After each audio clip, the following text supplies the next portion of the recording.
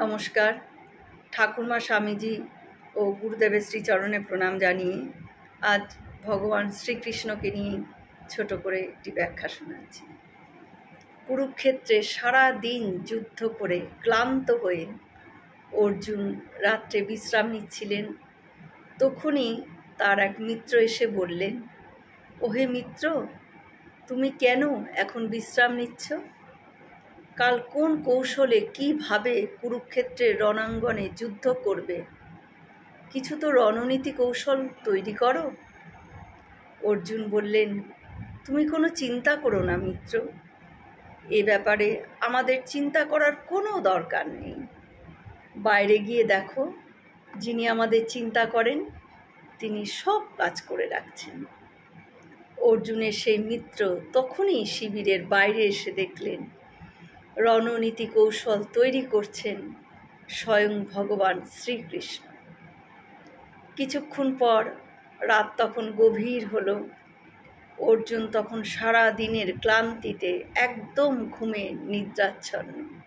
আর তখন অর্জুনের চরণের নিকট বসে পা দুটি টিপে দিচ্ছিলেন স্বয়ং ভগবান শ্রীকৃষ্ণ। আর ঠিক তখনই দ্রৌপদী অর্জুনের কক্ষে প্রবেশ করে। আর তিনি দেখছেন যে শ্রীকৃষ্ণ তার পদসেবা করছেন। দ্রৌপদী আশ্চর্য হয়ে শ্রীকৃষ্ণকে বললেন, হে প্রভু, আপনি কেন আর্যপুত্র অর্জুনকে পাপীর ভাগী করছেন? তিনি নিদ্রাচ্ছন্ন, তিনি তো কিছুই জানেন না। আপনি আপনার কোমল হাত দুটি দিয়ে তার পদসেবা করছেন। তার চেয়ে বরং আপনি আমায় বলুন, আমি তার পদসেবা করছি। তখন শ্রীকৃষ্ণ বললেন, হে পাঞ্চালী, আমি অর্জুনের পদসেবা করছি তা আমার করুণা নয়। এসো, একবার অর্জুনের নিকট এসে কান পেতে শোনো। দ্রৌপদী তখন গভীর ঘুমে নিদ্রাচ্ছন্ন অর্জুনের মুখের কাছে নিজের কান এনে শুনলেন। যুদ্ধে ক্লান্ত অর্জুনের মুখ থেকে শ্বাস প্রশ্বাসের সাথে সাথে শুধু একটি নামই অবিরামভাবে মুখ থেকে বার হচ্ছে, শ্রীকৃষ্ণ শ্রীকৃষ্ণ শ্রীকৃষ্ণ শ্রীকৃষ্ণ। ভগবান শ্রীকৃষ্ণ তখন দ্রৌপদীকে বললেন, তুমি বলো যে এটা কি আমার করা ঠিক কি ভুল?